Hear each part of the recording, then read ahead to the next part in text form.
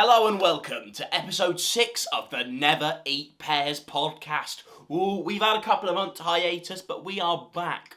I know, it's exciting. So what we are going to be doing today is we are going to be reviewing the Series 4 specials. So we're going to be talking about From the Next Doctor to the End of Time parts 1 and 2. Now, what I'm going to do is, because honestly, we put it in the series of the Never Eat Pears podcast just because it fits with the narrative, what we're doing. Honestly, this video, well, podcast, but video, isn't going to be like podcast length for kind of like the reasons of I've already reviewed the Christmas specials as like separate videos, so like The Next Doctor and End of Time parts 1 and 2. So I'm more going to do like a summary of my thoughts for those episodes and then obviously link the actual videos to those. And then, we'll try and do little bits of more into a deep dive into, the Waters of Mars and...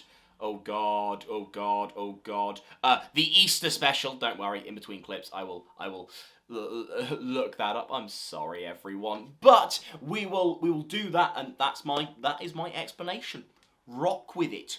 Go with it. So, in summary, my thoughts on The Next Doctor is it's pretty good. And I have to say, a lot of my feelings about The Next Doctor are because I have massive amounts of nostalgia for those episodes. Like, I think most David Tennant Christmas specials, I've pretty much watched yearly ever since they've come out. So, like, I was, 9? No, it came out in 2008. So I'd have been, 6.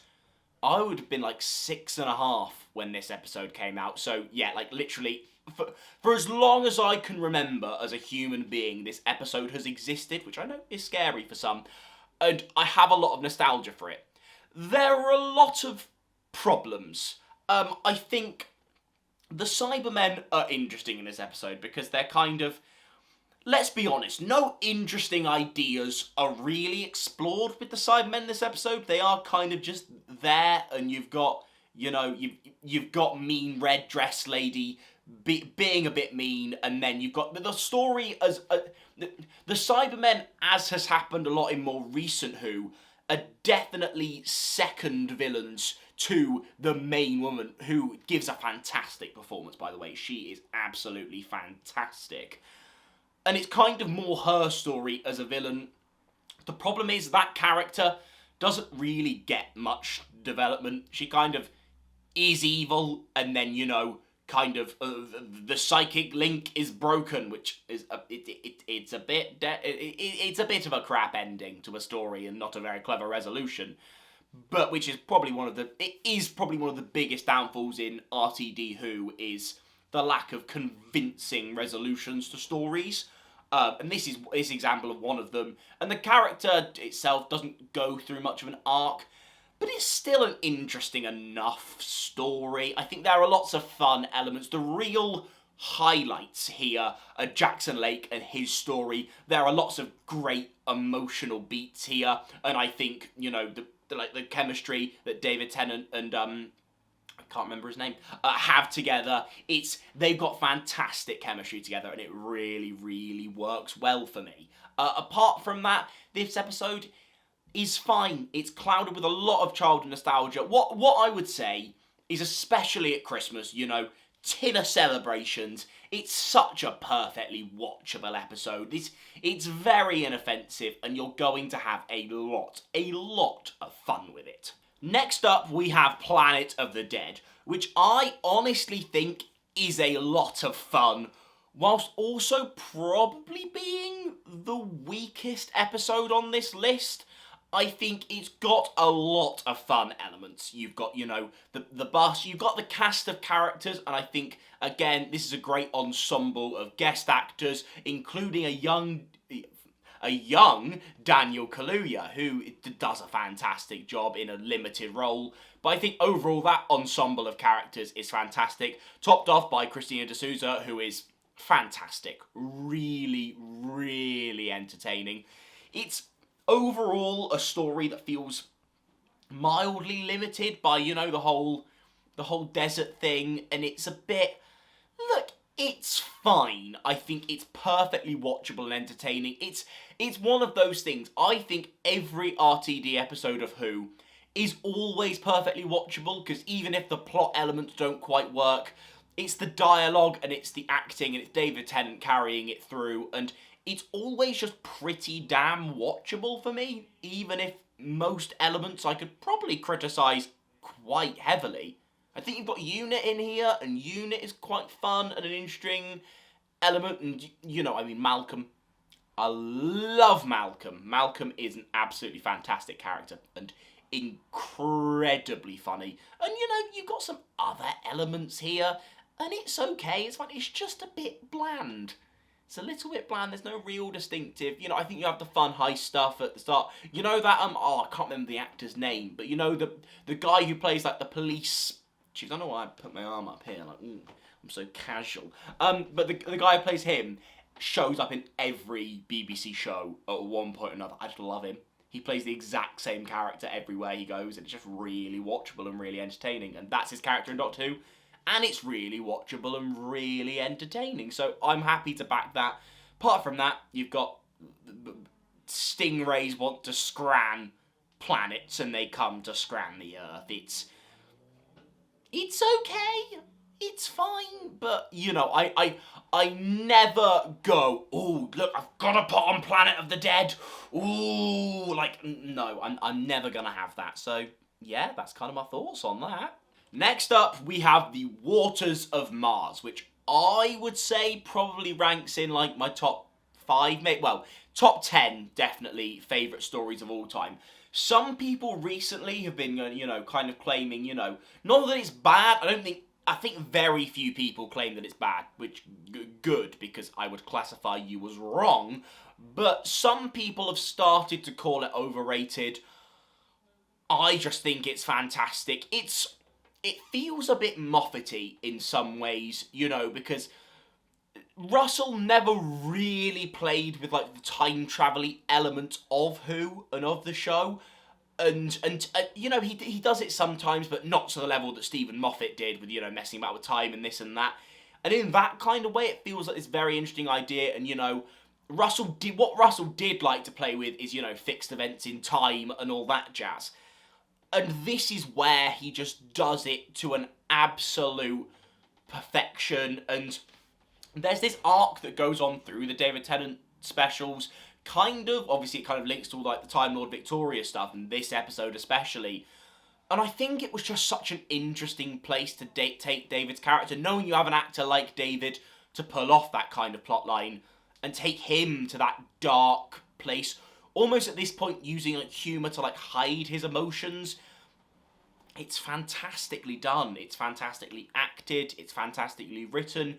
And it's one of those, again, it's kind of like Voyage of the Damned, really, in a completely different way. Voyage of the Damned spends, like, 20, 30 minutes not really having much plot and just getting you to, like, feel emotions, whether they be good or bad, about certain characters. And this episode follows a very similar plotline where, you know, things kind of go bad a little bit quicker, but it gets us invested in these characters, which was something that Russell and his writing was always able to do. I'd say the best out of the three showrunners is get us invested in your sidecast, so then when things start happening to them, you feel things. I think that's so important, I can't lie. So it manages to do that, to then when things start happening to these characters, they start dying, you feel invested, and then you also... Not in the same way that the Doctor feels it, but you, by doing that and by getting us invested in those characters, you feel the weight of the Doctor's decision. Because the Doctor, because you've got on pretty much the exact same journey the Doctor has, you as the Doctor, feel invested in his decision to go, fuck the laws of time. The laws of time are mine, and they will obey me. You know, all that fun jazz. So, yeah, I mean, I could do a full review on how much I love The Waters of Mars.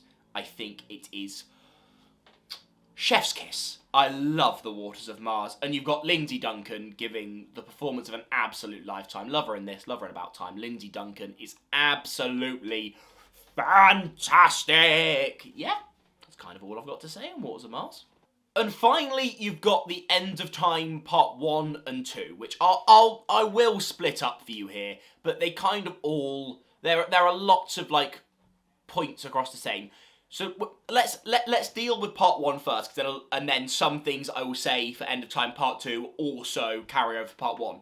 Specifically Part 1, it's okay. Part 2 is better. I think getting to the plot was the more important thing. You obviously got, reintroduce the Master and spend a little bit of time doing that stuff, which is silly and fun. A lot of this stuff is very, very silly.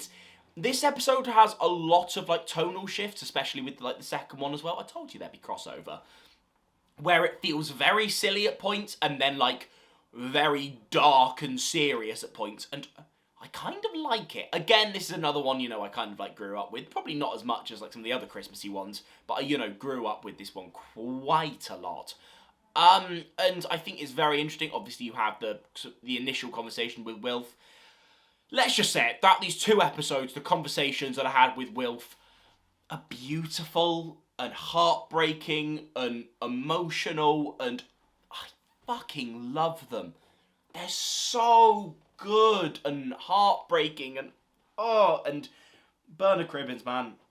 I really wish, selfishly, I know, but I really wish, things had been okay and he could have filmed his entire role in the 60th, because I know when he turns on the 60th, should have pulled my eyes out, because, he was fantastic in Series 4, but my God, End of Time Parts 1 and 2 cements him as this fantastic one of, like maybe my favourite character ever in Doctor Who, even with the Doctor included. He just beautiful, emotional, brilliant, fantastic. Can't say any words that describe how I truly feel about the majesty of Bernard Cribbins' performance. Moving on more to Part 2, obviously you've got the Master stuff in here, and I was never always John Simm's Master. Kind of, I think he is my least favourite modern Master, not because he's bad. I still like a lot of his elements, but I have to admit, the craziness and the I think Sash Dhawan does a similar Master, but just with a bit more nuance and subtlety. And John Simm's never been able to, like, fully grab me. And I think I used to really like John Simm's performance, and I think that's something where, I feel like I can take my nostalgia goggles off and go, is John Simm's performance actually that good? I don't know. It's something I'm still kind of deciding on between. In terms of, I know some people find the ending of Part 2 quite self-congratulatory. I've always fucking loved it. I remember as, like, it was like a 13, 14-year-old. If I wanted to, like, recapture my nostalgia for the era, but I only had, like, 15 to 20 minutes, I'd rewatch the ending of End of Time Part 2, because, you see all these characters again in such a nice, quick succession. You kind of manage to tie off so many stories, and not gonna lie, people say it's a bit self-congratulatory. Maybe it is. Maybe it is. I can kind of give you that. My one problem is that as a massive fan of it, I think it deserves those congratulations. And I don't know why I said those so weirdly there, but therefore I really enjoy it. Yes, I think the thing that I do agree with some complaints on is I've always felt slightly uncomfortable, and maybe this was what was intended, but what I call David's hissy fit, like his I don't want to go stuff, emotional, beautiful, I really enjoy it. Enjoy it is the wrong word, but you know what I mean. I think the whole, I could do so much more stuff, I've always been a little bit conflicted on, because it seems a little bit out of character. I don't know, I don't think, my boy Wilf didn't deserve that. But overall, if you want more clarification on the Christmas specials, I've got videos in the card that I'll pop up there for you. And if you want me to do a full Waters of Mars review, I'll do that. Just a little extra thing, I think, just to, cap this off, because I know it's been a shorter podcast. I could have done a longer one, but honestly, I don't have tons of thoughts on these, but I still, wanted to, do a video on them, just so, it's part of the series, so I wanted to cover every modern episode one way or another. So my thoughts and feelings overall, so I would go with, I think I'd go with Planet of the Dead last, then then End of Time Part 1, then it's not Last Christmas, is it? Next Doctor. Sorry, I'm confusing my episodes. Then Next Doctor, I know that is fully nostalgia goggles for me on that. Then End of Time Part 2, then The Majesty That Is Waters of Mars. Pop your own rankings there, pop your thoughts, feelings, and yeah, fingers crossed we'll get on to Series 5 with another... Oh, also, I should quickly address, I decided not to do this episode with a guest, just because I kind of just wanted to rattle through it. I didn't think these episodes needed, a big ta-da, if I'm completely honest. So that's why I chose to do that. Whack a subscribe, whack a like, do all the fun things, watch videos over there. Thank you very much.